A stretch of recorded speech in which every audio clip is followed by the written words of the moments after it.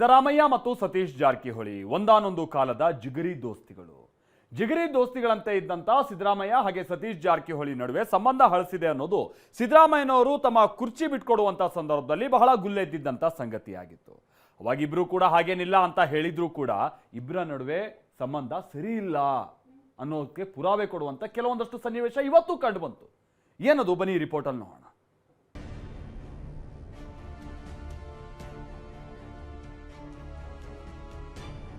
ಅರಮನೆ ಮೈದಾನದಲ್ಲಿ ಇಂದು ಸರ್ವ ಸದಸ್ಯರ ಸಭೆ ನಿಗದಿಯಾಗಿತ್ತು. ವೇದಿಕೆ ಮೇಲೆ ಸತೀಶ್ ಜಾರಕಿಹೊಳಿ ಆಸೀನರಾಗಿದ್ರು. ಕೆಲವೇ ನಿಮಿಷಗಳಲ್ಲಿ ವೇದಿಕೆಗೆ ಸಿದ್ದರಾಮಯ್ಯ ಬಂದಾಗ ಸತೀಶ್ ಜಾರಕಿಹೊಳಿ ಸಿದ್ದರಾಮಯ್ಯರಿಂದ 3 ಕುರ್ಚಿ ದೂರ ಹೋಗಿ ಕುಳಿತಿದ್ರು. ಸಿದ್ದರಾಮಯ್ಯ ಮತ್ತು ಸತೀಶ್ ನಡುವೆ ಖಾಲಿಯಾಗಿದ್ದ 3 ಕುರ್ಚಿಗಳು ಹಲವು ಕತೆಗಳನ್ನ ಹೇಳ್ತಿದ್ವು. ಸಿದ್ದರಾಮಯ್ಯ ಮತ್ತು ಸತೀಶ್ ಜಾರಕಿಹೊಳಿ ದೂರವಾಗಿದ್ದಾರೆ ಎಂಬುದಕ್ಕೆ ಈ ಅಂತರಕ್ಕಿಂತ ಬೇರೆ ಉದಾಹರಣೆ ಬೇಕಿರಲಿಲ್ಲ. ಇದನ್ನ ಬಹಳ ಸ್ಪಷ್ಟವಾಗಿ ಗಮನಿಸಿದ ಕೆಪಿಸಿಸಿ ಅಧ್ಯಕ್ಷ ಬಿಕೆ ಹರಿಪ್ರಸಾದ್ ಸತೀಶ್ ಜಾರಕಿಹೊಳಿಯನ್ನ ಕರೆದು ಸಿದ್ದರಾಮಯ್ಯ ಬಳಿಯೇ ಕೂರುವಂತೆ ಸೂಚಿಸುತ್ತಾರೆ.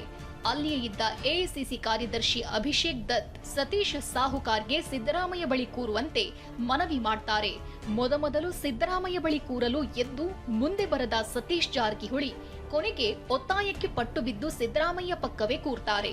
ಕುರ್ಚಿ ಅಕ್ಕಪಕ್ಕದಲ್ಲೇ ಇದ್ರೂ ಸಿದ್ದರಾಮಯ್ಯ ಸತೀಶ್ ನಡುವೆ ಮಾತಿಲ್ಲ ಕತೆಯಿಲ್ಲ. ಕೊನೆಗೆ ಒಗ್ಗಟ್ಟು ಪ್ರದರ್ಶಿಸುವ ಹೊತ್ತಿನಲ್ಲಿ ಸಿದ್ದರಾಮಯ್ಯ ಮತ್ತು ಸತೀಶ್ ಜಾರಕಿಹೊಳಿ ಕೈ ಹಿಡಿದು ಮೇಲೆತ್ತಿದ್ದಾರೆ.